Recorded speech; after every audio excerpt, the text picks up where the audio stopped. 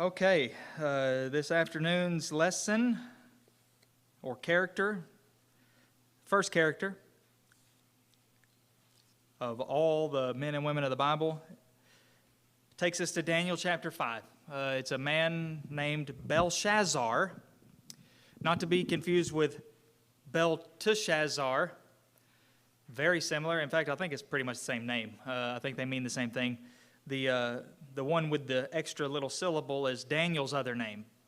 And I thought about throwing him after Belshazzar, but I decided we'll just wait.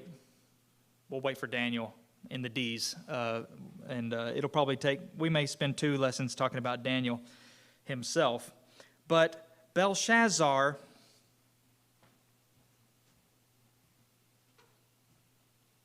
is found in chapter 5 of Daniel, and his name means Bel, protect the king. Bel was one of their gods, or maybe the Lord's leader, either one. I think the first one is probably more likely. But he was, it seems, the grandson of Nebuchadnezzar and the last king or acting king of the Neo-Babylonian Empire, which means New Babylonian Empire. It wasn't the first Babylonian Empire to exist. That's why it's called the Neo-Babylonian Empire, who infamously saw a mysterious hand writing on a wall, which happened to spell out his doom and the doom of his people. That's who he is. You probably are familiar with that account. The writing on the wall is basically almost a byword nowadays, an expression. You see the writing on the wall. Well, as far as I know, this is where it comes from. I don't know of any other story that might be connected to. Maybe there is one. I'm not aware of it, if there is one. But Belshazzar, basically, as from our study here, he's the man whose sacrilege brought judgment. And like I said, the account of him is very short. It's controversial because, well, for reasons that we'll see here in a second. Just one chapter of Daniel's book includes him, and then he disappears. He's never seen again. Yes, sir.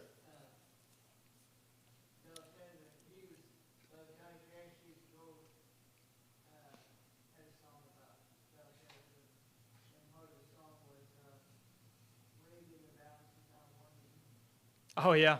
I didn't know about that song. What did it say in it? Oh, okay, the handwriting on the wall. The whole story is about that. That's pretty neat. It's not the only. You said Johnny Cash, right? Not the only Bible-related or God-related theme in one of his songs either. But yeah, this situation, he shows up all of a sudden. At the end of chapter 4, Nebuchadnezzar is the king. All of a sudden in chapter 5, the very first words of chapter 5 are King Belshazzar. Who is this? We don't know. I mean, who is he? Where did he come from? What happened to Nebuchadnezzar? And questions such as this. But what we're told, what we read about, all we know about him is from Daniel chapter 5.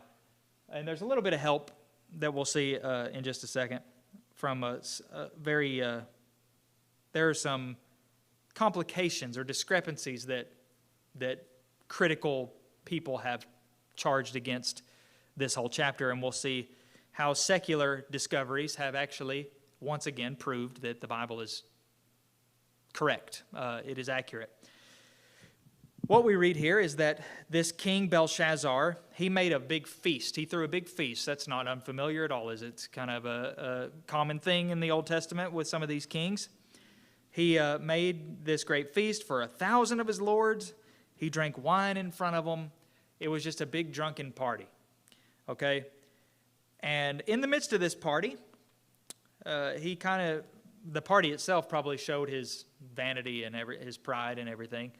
But he really outdid himself when he, in the middle of this great feast, which may have included activities other than just feasting, more debauchery, he decided to bring the vessels of gold that Nebuchadnezzar had taken from the temple of Jehovah. If you remember when the Babylonians went in and sacked Jerusalem, the first thing they did was they took the most high class of the people, and they took all the gold and silver and everything out of the temple, plundered it. And we don't know what's been done with that stuff until now.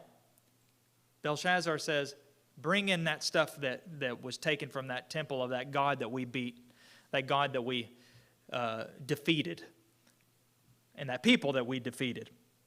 So it was really probably a direct insult to the God of that temple, which happened to be the one true God, to use these vessels that were consecrated for the temple and worship for profane and depraved uses. So here they are, they're drinking out of the golden vessels.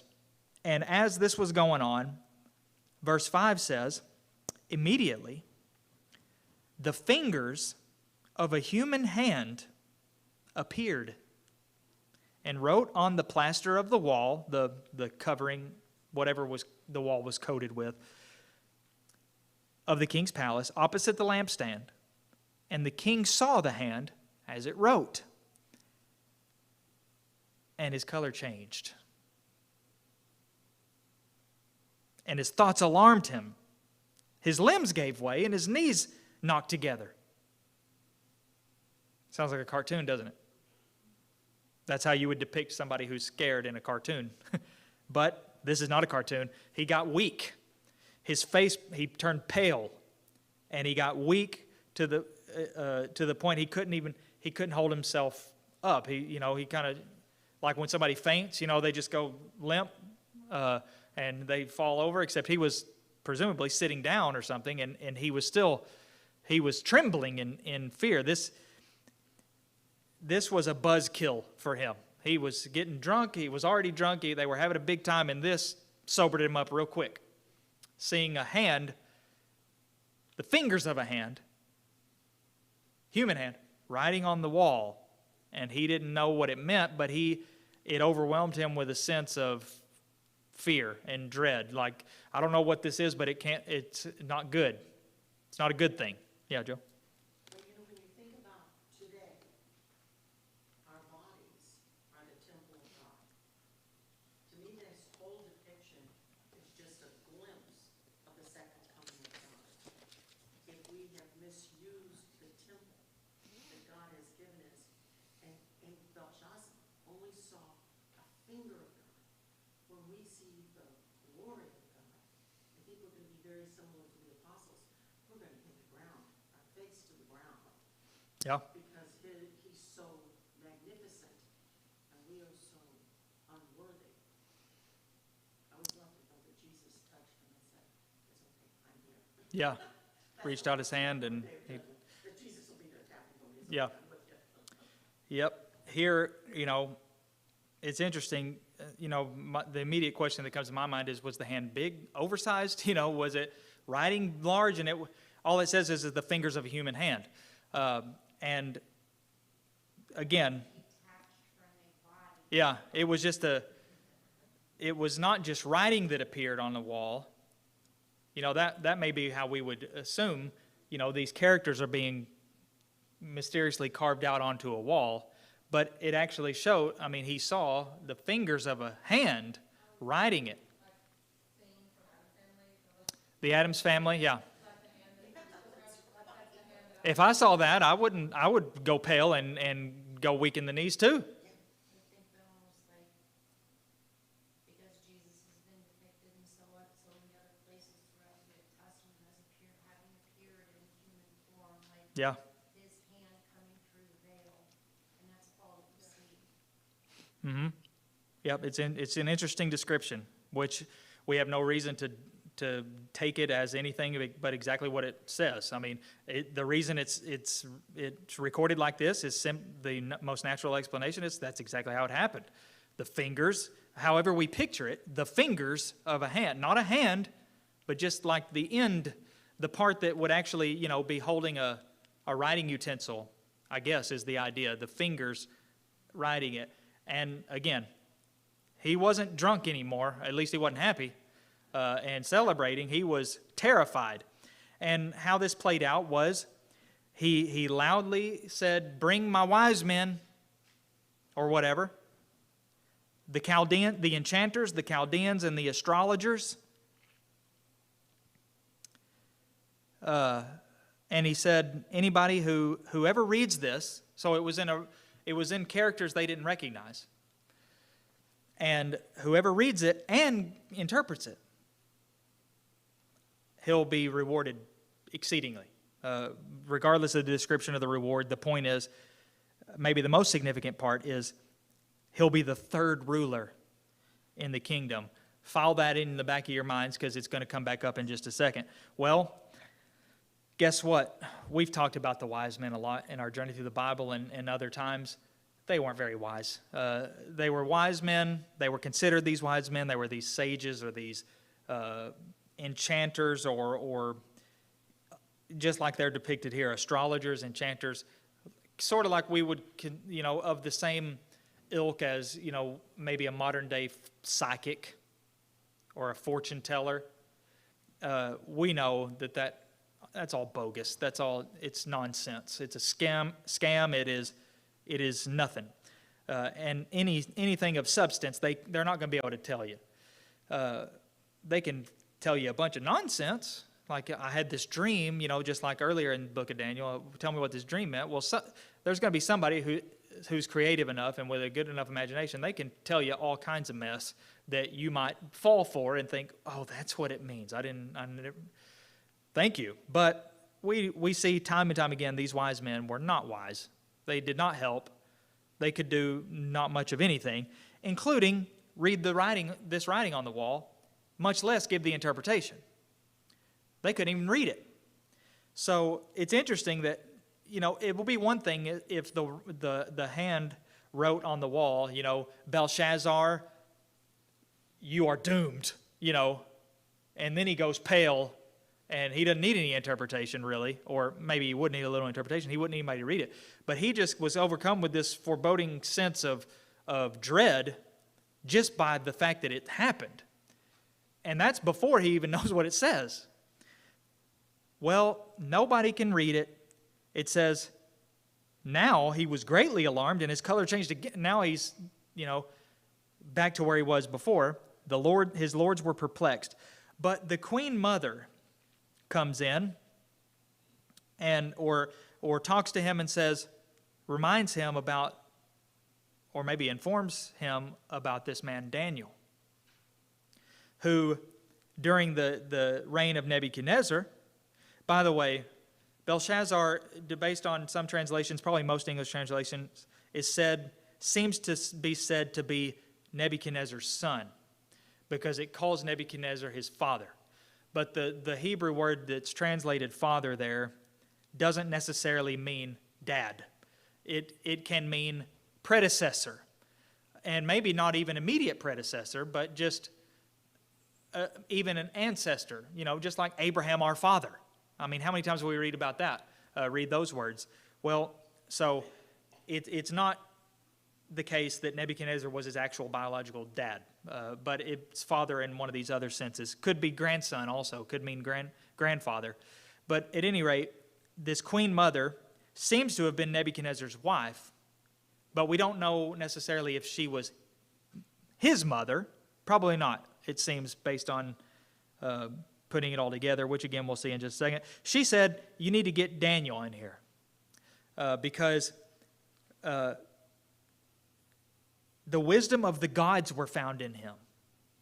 Back when during Nebuchadnezzar's reign, that's referring back to when he interpreted his dreams, told him his dream, and then interpreted it twice.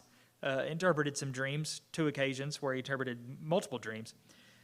An excellent spirit, knowledge and understanding to interpret dreams, explain riddles, and solve problems were found in this Daniel, whom the king named Belteshazzar. Now, get Daniel in here, and he'll handle this for you. So he calls Daniel in there, and, long story short, Daniel says, I don't want your rewards. That's not what I'm here for. I'll tell you what it is. And what those words meant or were, and I have no idea about pronunciation. I'll give it my best. Mene, Tekel, and Parson, or some might say Perez or something like that. And there's an explanation of why that's different in Hebrew, but it's complicated. I don't know Hebrew, so it doesn't make any sense to me. But there is an explanation for this. And Daniel says, actually, first, I probably should have kept it on here for a second. It says, "You, Belshazzar, have not humbled your heart, though you knew all this, but have lifted up yourself against the Lord of heaven," which, as we already pointed out, was probably what he was intending to do.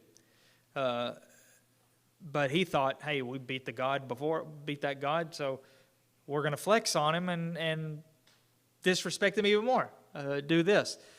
He says, "You have praised the gods which do not see or hear or know, but the God in whose hand is your breath and whose are all your ways, you have not honored." That's verses 22 through 24. So first he rebukes him. It says, this happened because of this. Here's why. Then he says, okay, now I'll tell you what the words are. These words. The first word, which is repeated twice for emphasis, or was repeated once, I guess, numbered. That's what it said, numbered. That's what that word means. So here's the words, numbered, or counted maybe, just like David numbered the people.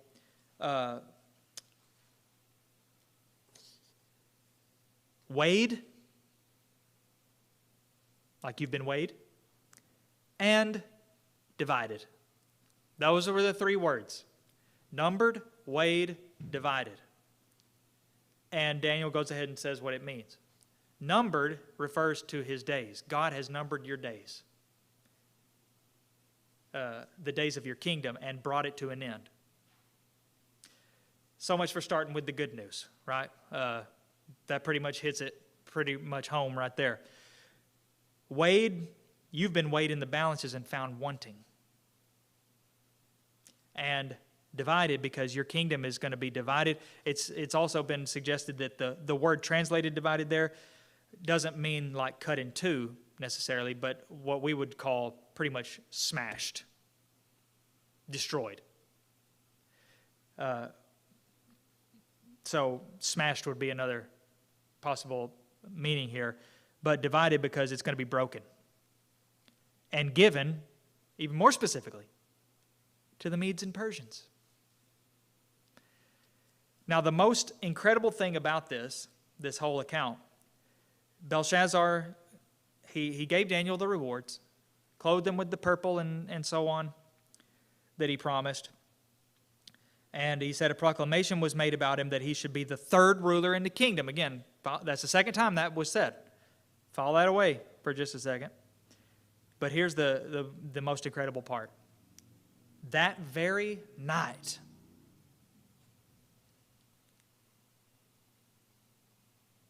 Belshazzar was killed. And guess what?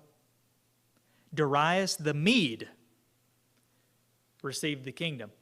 That very night, but as they were feasting, as Daniel was interpreting this, the Medes and Persians were on their way into Babylon, the capital of Babylonia, one of the capitals. And here they come, totally unknown to any of the Babylonians. And Daniel said, your kingdom is going to be broken and given to the Medes and Persians. And that very night, the Medes and the Persians come in there and kill Belshazzar and and the Neo-Babylonian Empire no longer exists and never has since. There's never been a Neo-Babylonian Empire. It's done. Now, it's the Medes and Persians. That's who we read about in Esther's time, is the Persians and the Medes. At this point, they were referred to as the Medes and Persians, which seems to refer to a balance of power. Medes were a little bit stronger, which is also reflected in another prophecy of Daniel that we won't get into. But very quickly, about the controversy, okay? Secular records have been found, had been found for some time, that said that supposedly disproved pretty much anything in Daniel chapter 5. Because here's what they said. We found the records of the kings. We got them, just like somebody might find the records of the presidents of the United States from George Washington to whoever's the last president of the United States. If we were ever, taken, overcome. Well, they found the list of the kings of the Neo-Babylonian Empire, and guess who the last one was? It wasn't anybody named Belshazzar. It was Nabonidus. Therefore, this is totally made up, total fiction, fabricated, there's no basis in history. I would remind us also that there are many people who even are not necessarily unfavorable to the Bible that actually have some sort of respect for the Bible to some extent, but who unintentionally do damage to it by suggesting that these things aren't meant to be historical. The Bible writers didn't care about history. They're using this. These are made-up stories to teach a religious lesson. We should reject that utterly in all points. For one thing, where do you stop? If this was made up to teach a lesson, where do we stop? Was Abraham even a real person? Were Adam and Eve a real people, or was that just made up to teach some kind of lesson? And you could do that with it. Was Jesus even a real person, or was that just a thing to teach some kind of? You see, there's no stopping point. But really, the Bible is to be taken as historic. Judaism and Christianity both depend on actual history. That Jesus was killed and raised from the dead is a historical fact on which all Christianity rests. Not just some sort of symbolic thing. It happened. And if it didn't happen, then what are we doing besides wasting our time? And that's true of anything that is obviously taken as history. Of course, the Psalms are very clearly poetic, and there are other things that are very clearly just history. Fact, fact, fact, this happened, this happened, this happened, this happened. That's how this is. But this was overruled.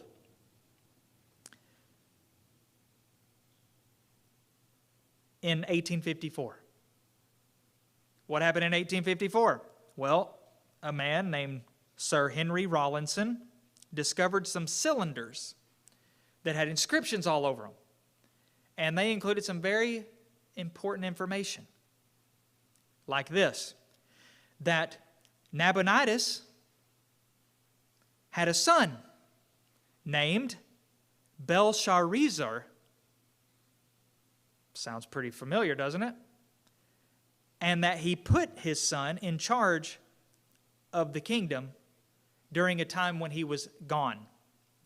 And further information has led us to understand that he had left the city on a mission.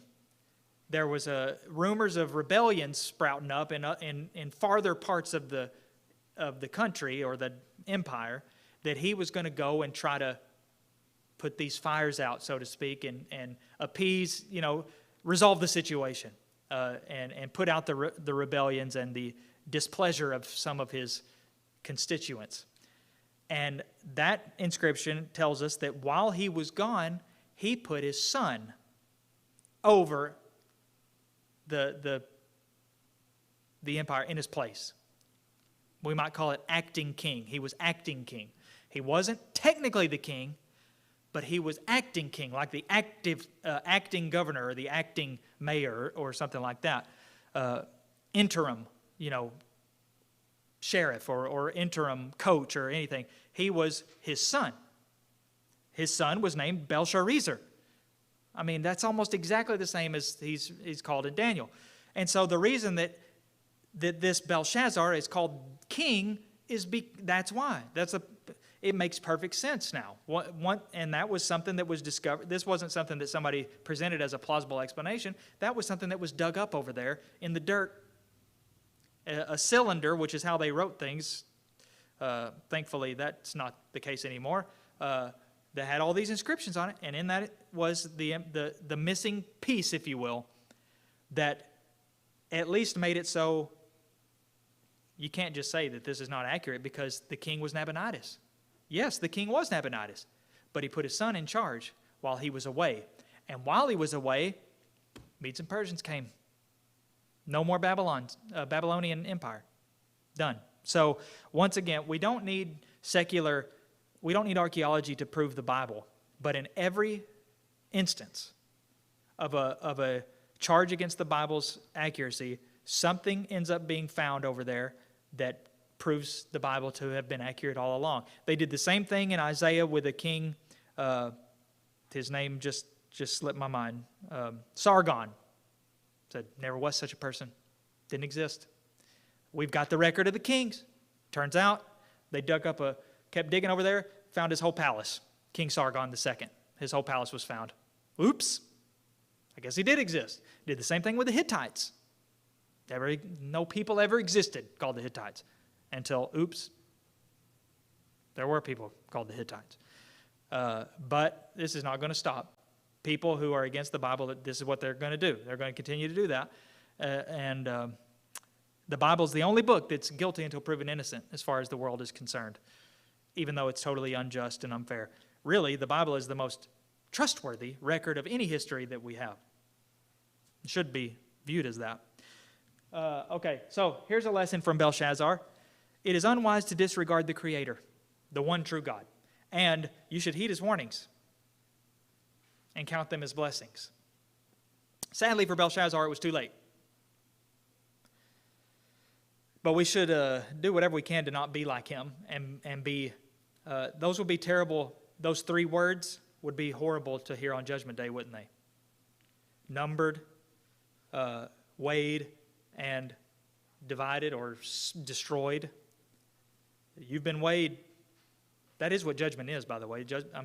It's a weighing. You're going to be weighed in the balances, and you're either going to be found wanting, which means lacking. You're found lacking. Just like the Lord is my shepherd, I shall not want. It means lack. I shall not lack. I won't lack anything because he's my shepherd. Don't be weighed in the balances and found lacking. That's pretty much what our parables, the last few parables have been about that we've looked at on Sunday morning. Any comments? Yep. You know the concept, we should never, ever place our trust in humans. And the first time they went to Daniel specifically said, this is not from me. It's from the God in whom I serve. And he cared nothing about what the prophecy was. And even today, how many people go to professors or we were talking today about credentials. If I want to see a doctor, I'm not going to go to Ace Hardware. You've got to know where to go to look. And the Word of God is where you will find God. And you can't trust any human any more than they say what the Word of God says. Yeah. That's what's always true. Yep. Not people. Yeah, of course, if you're sick, a doctor is the place to go.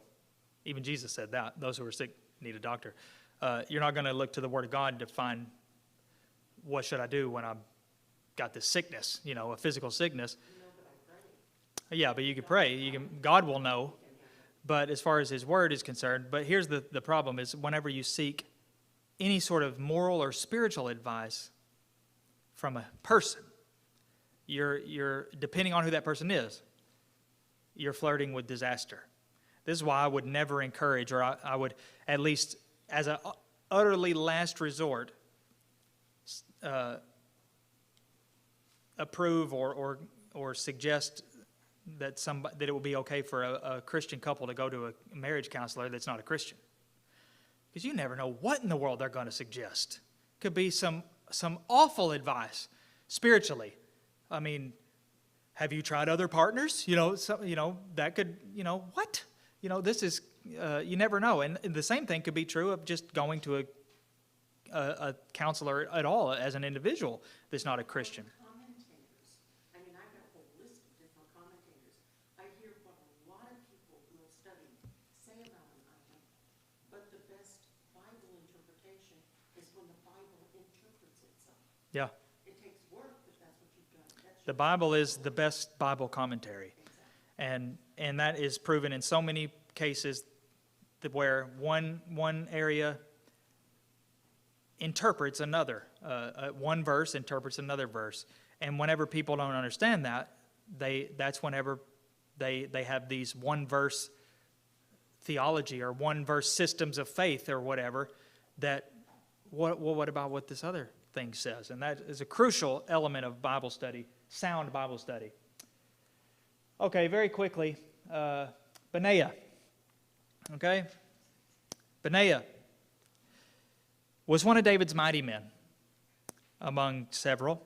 He's called a doer of great deeds, for which he earned a place among the 30, including being set over the king's own personal bodyguard.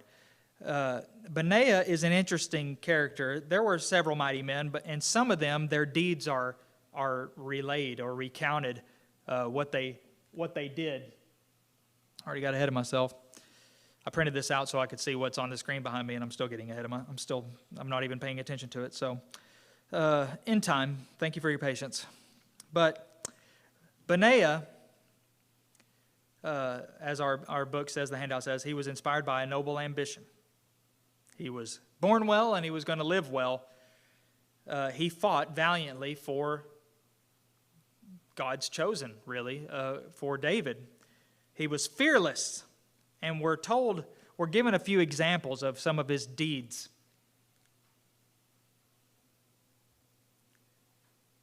First, it says in 2 Samuel 23, it says he was a valiant man, a doer of great deeds. He struck down 2 Ariels of Moab.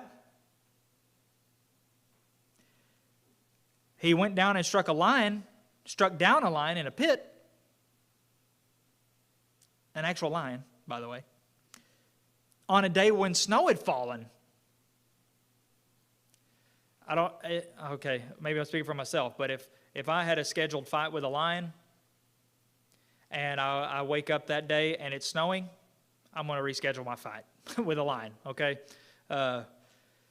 No thanks. But he didn't. Snow on the ground, and he's fighting a lion in a pit. On one occasion, he struck down an Egyptian who had a spear like a weaver's beam.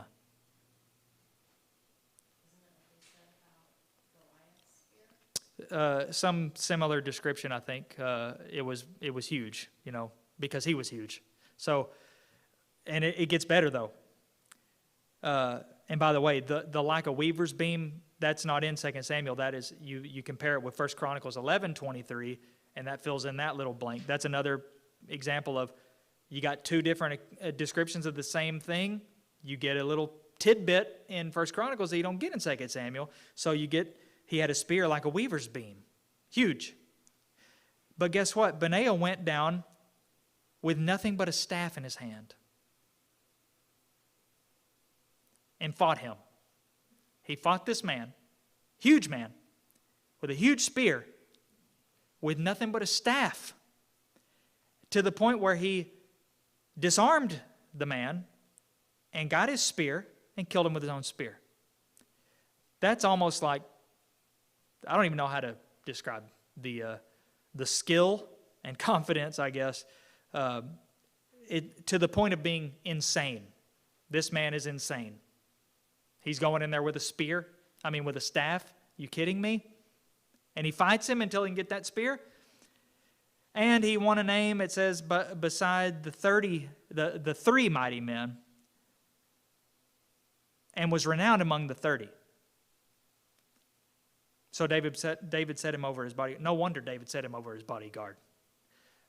Who you want as your one of the ones in your bodyguard? I want the one that killed a lion and fought that Egyptian with a staff. I'll take him, please. No wonder. Smart man David was. Yeah, Dean?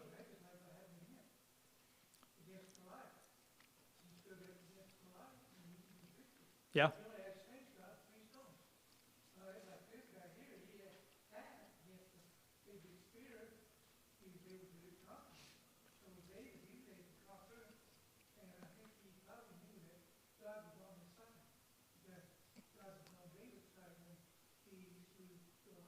Yeah.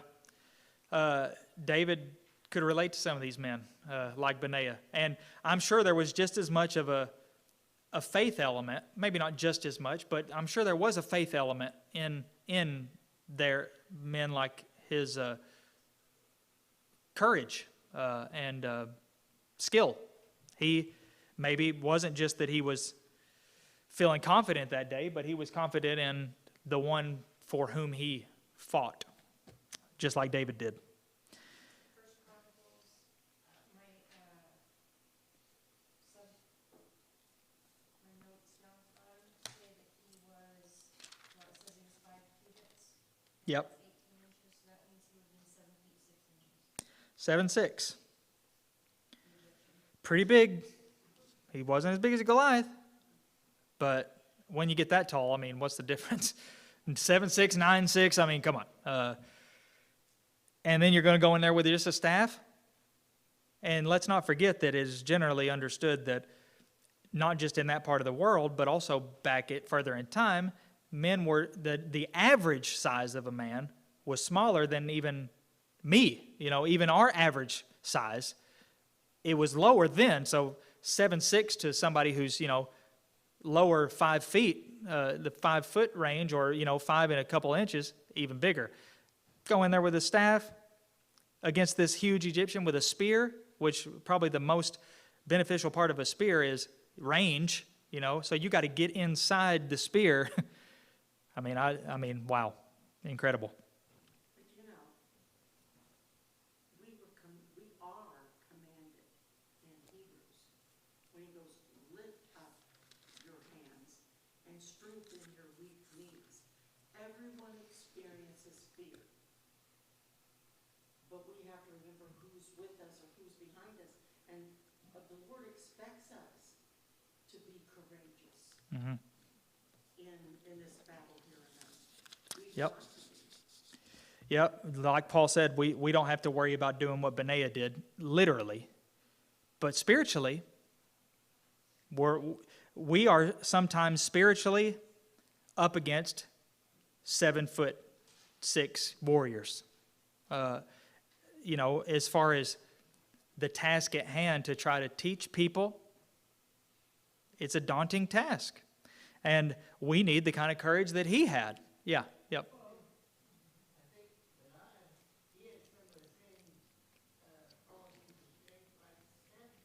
Yeah, sounds like it.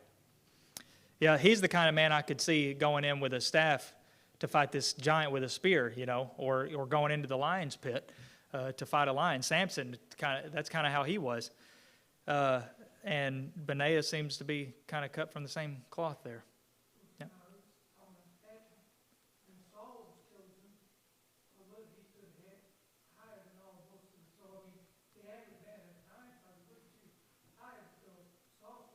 Yeah, Saul he stood out because of that, yeah.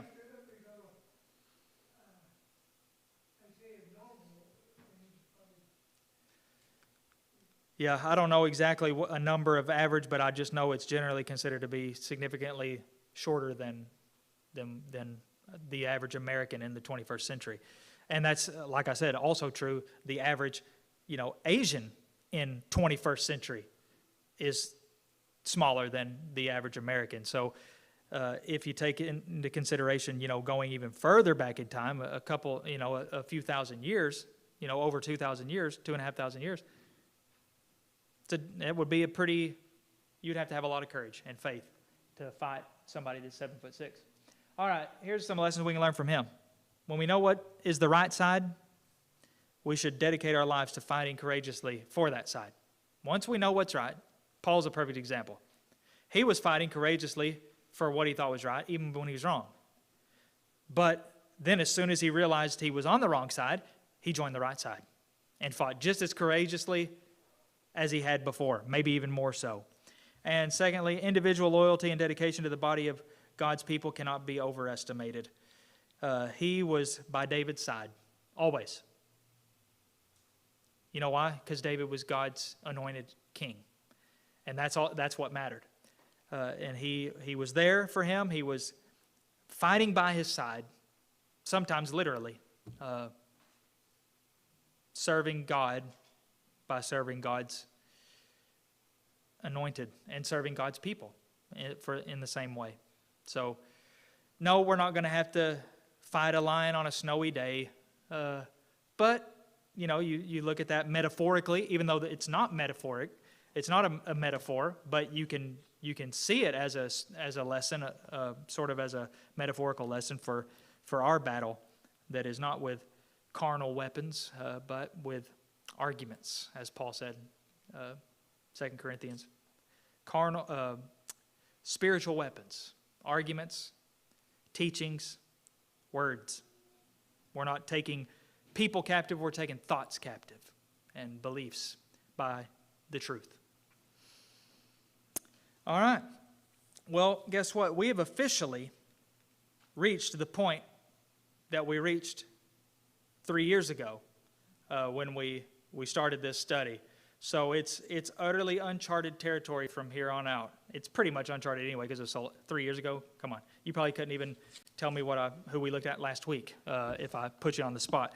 But we will keep on going. Barzillai. Okay. Bonus points. You know, to finish what we were just discussing, when the Lord said, do not fear those who can kill the body, but cannot kill the soul. Rather, fear him who can destroy both soul and body in hell. I remember when we first sang before people, I was afraid to do it. But I knew one thing, I was more afraid of my father than I was all the people sitting out in the audience. And now when we go to face the sins that are before us, we have to realize, you know, whether we live or whether we die, God is able to do whatever he wishes. But we have to do what pleases him, because that's the one who protects our soul. If somebody takes our body, that's it. Yeah. Nothing we can do. But the soul belongs to God, and he can do that. Yep. I'm sure Benaiah knew he was fighting for the right side. Exactly. And I'll fight 176 Egyptian for God. But you could give 200 7'6" Egyptians telling me to fight God. I ain't going to do it because I won't win. He knew I'm not going to win if I try to fight God. But I'll fight anything and anybody for God. I'm sure surely, being so close to David, he would have learned that truth. No matter what his background was, and you know we don't know a whole lot about him, but surely somebody who is that close to David would come to know God even more closely.